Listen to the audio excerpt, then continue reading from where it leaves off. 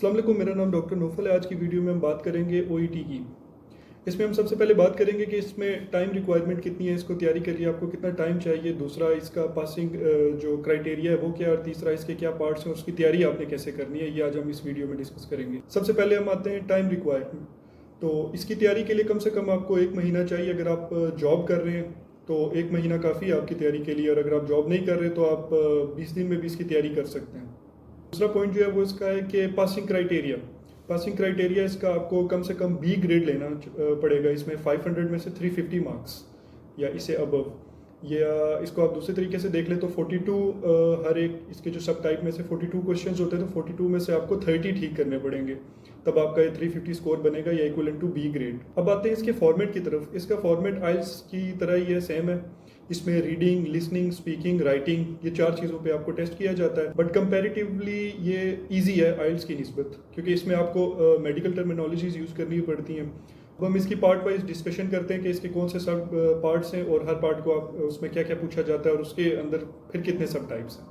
सबसे पहले हम डिस्कस करते हैं रीडिंग को। रीडिंग के जो है 3 पार्ट्स हैं, इसको 3 पार्ट में डिवाइड किया है, ए बी सी।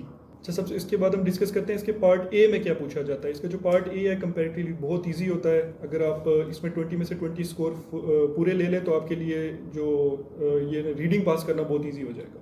अच्छा, इसके पार्ट में होता क्या है, इसमें 4 टेक्स्ट दिए जाते हैं आपको, A B C D. For example malaria के बारे में आपको टेक्स्ट दिया गया। अब मलेरिया के हो सकता है टेक्स्ट ए में वो आपको इसके बारे में बताएं what is malaria, part B में इसके बताएंगे आपको सिम्टम्स क्या होते हैं, पार्ट सी में इन्वेस्टिगेशंस, पार्ट 4 में ट्रीटमेंट बताएंगे।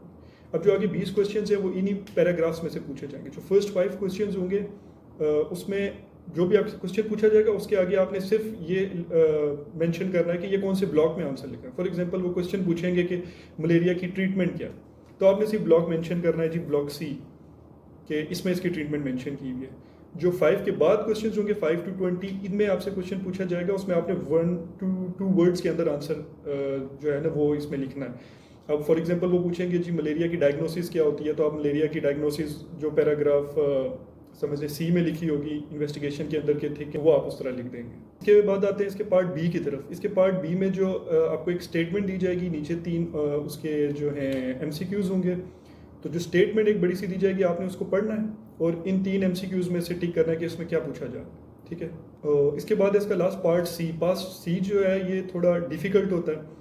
इसमें आपको एक ना पूरा पैराग्राफ देते हैं किसी भी टॉपिक के बारे में। फॉर एग्जांपल साइकेट्री के, किसी भी शिज़ोफ्रेनिया के बारे में आपको एक ना पूरे से एक जर्नल का कोई छोटा सा पीस उठा के दे देंगे। डिफरेंट पैराग्राफ्स में डिवाइड होता है, मोस्टली 8 में, ठीक है। ये 2 पैराग्राफ्स होते हैं 8 के, इनको 2 पार्ट्स में डिवाइड किया होता है इन्होंने। तो इसमें आपने पैराग्राफ पढ़ना है, आपने क्वेश्चन पढ़ना है, फिर ये पैराग्राफ रीड करना है और उसमें से उसका आंसर ढूंढ के एमसीक्यू पे टिक कर देना है कि आपको फॉर एग्जांपल पैराग्राफ 1 के बारे में क्या क्वेश्चन पूछ रहे हैं, तो आपने वो पढ़ना है और जो नीचे एमसीक्यू दिए होंगे उसको आपने टिक कर देना। अच्छा, इसके बाद जो है पार्ट 2 जो है वो है लिसनिंग के बारे में। लिसनिंग भी रीडिंग की तरह पार्ट ए बी सी में डिवाइड हुआ है। इसके पार्ट ए में फिल इन द ब्लैंक्स होती हैं। इसमें आपको एक ऑडियो चलाई जाएगी, आपने वो ऑडियो सुननी है। इसके बाद आपने जो आपको स्क्रिप्ट दी हुई है उसमें आपने वो जो ब्लैंक है उसको फिल करना है। वो 2 मेडिकल डॉक्टर हो गया या कोई भी मेडिकल प्रैक्टिशनर हो गया, उसके और किसी पेशेंट के दरमियान में हो सकती है, या एक डॉक्टर और नर्स के दरमियान हो सकती है। वो आपने ऑडियो सुननी होगी और आपने फिल इन द ब्लैंक्स है उसको फिल करना होगा, ठीक है। इसमें भी आपके पास 24 क्वेश्चंस होते हैं इसमें, और अगर आप 24 में से 22 भी ठीक कर लें तो आपके पास आगे एडवांटेज होगा कि क्योंकि इसके बी और सी थोड़े पार्ट डिफिकल्ट होते हैं। तो अगर आप 24 में से 22 या 24 फुल स्कोर कर लें तो आगे आपको सिर्फ 6 ठीक और करने हैं, तो आपके 30 स्कोर हो जाएगा और आप पास हो सकते हैं। अच्छा, इसके पार्ट बी में आपको एक ऑडियो सुनाई जाएगी, उसके बाद उसका एक क्वेश्चन लिखा होगा एमसीक्यू का, और नीचे 3 ऑप्शन दिए होंगे। आपने वो ऑडियो सुननी है, वो क्वेश्चन रीड करना है और उन तीनों में से एक टिक करना है ऑप्शन। जो इसका पार्ट सी है ये थोड़ा सा डिफरेंट होगा पार्ट ए और पार्ट बी में। इसमें कंटिन्यूसली वो बातें किए जा रहे हैं, नीचे 3 ऑप्शंस दिए होंगे, ऊपर एक क्वेश्चन दिया होगा। अब आपने जो है आपको पहले ये टाइम दिया जाएगा, अराउंड 90 सेकंड्स दिए जाएंगे कि आप वो पढ़ लें स्टेटमेंट्स। 6 स्टेटमेंट्स पढ़नी है, 6 करके उन्होंने ब्रेक डाउन किया होता है उसको। वो 6 स्टेटमेंट्स आपने पढ़ ली। अब वो ऑडियो चलेगी और उसमें वो ब्रेक नहीं आएगी।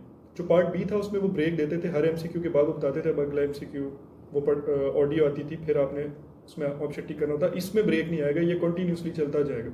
अगर आपने इसमें कुछ मिस कर दिया एमसीक्यू तो हो सकता है वो अगले तक पहुंच गया और आपका वो जो है एमसीक्यू मिस हो जाए। तो इसलिए इस पर आपने जो है ना अटेंटिव रहना होता है। इसके बाद जो पार्ट आता है ये सबसे ज़्यादा डिफिकल्ट ये पार्ट होता है जिसमें अक्सर लोग फेल हो जाते हैं, यह है राइटिंग।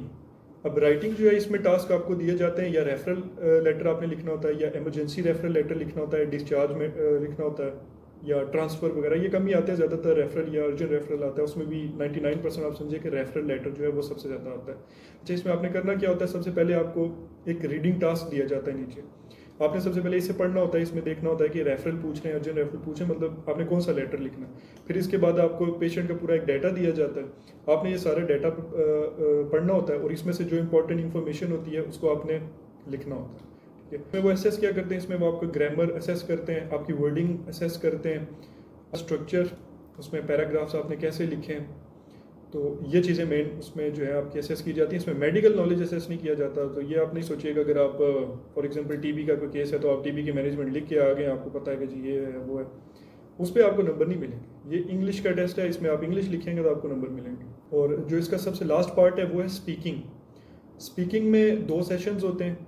इसमें जो है आपको सबसे पहले एक स्क्रिप्ट दी जाएगी और 3 मिनट दिए जाएंगे, आपको वो स्क्रिप्ट पढ़नी है। एक आपको दी जाएगी, एक आपको जो एग्जामिनर बैठा हुआ है उसको दी जाएगी। लेकिन ये बात याद रखें कि जो सामने आपके बैठा हुआ बंदा है वो आपको असेस नहीं करेगा। ये जो आपकी जो स्पीकिंग होगी ये रिकॉर्ड होगी, और ये रिकॉर्ड होके आगे जाएगी। वो जो वहाँ बैठे हुए इंग्लैंड बैठे हुए टीचर्स हैं वो असेस करेंगे, आपके सामने बैठा हुआ बंदा नहीं करेगा, बल्कि वो खुद असेस हो रहा होगा। इसमें आपको एक स्क्रिप्ट दी जाएगी, एक स्क्रिप्ट आपके जो सामने बैठा होगा एग्जामिनर उसको दी जाएगी, और एक आपको दी जाएगी। 3 मिनट दिए जाएंगे आपको, आपने स्क्रिप्ट पढ़नी है और आपने अपने जहन में उसके क्वेश्चंस बना लेने, ठीक है। और सीक्वेंस बाय सीक्वेंस आपने वो क्वेश्चन पूछने। आपको इसमें से हिंट दी गई होगी, एक छोटा सा सेंटेंस दिया होगा, आपने उसको पूरे वर्ड्स में बताना है। कम से कम आपको मिनिमम भी ना 1 हफ्ता प्रैक्टिस करें, ताकि आपको कुछ स्ट्रक्चर्स पता लग जाए कि आपने जो है कन्वर्सेशन शुरू कैसे करनी है, उसको एंड कैसे करना है, उसके दरमियान में अगर आपने किसी की एग्जामिनेशन का पूछना है तो उसमें आपने कैसे बात करनी है, ठीक है। तो इस चीज़ के इसके मार्क्स होते हैं। ये थी ओईटी के बारे में कुछ बेसिक इन्फॉर्मेशन। उम्मीद है आपको इससे फ़ायदा हुआ होगा। अगर आपके कुछ क्वेश्चंस हो तो आप नीचे कमेंट में पूछ सकते हैं।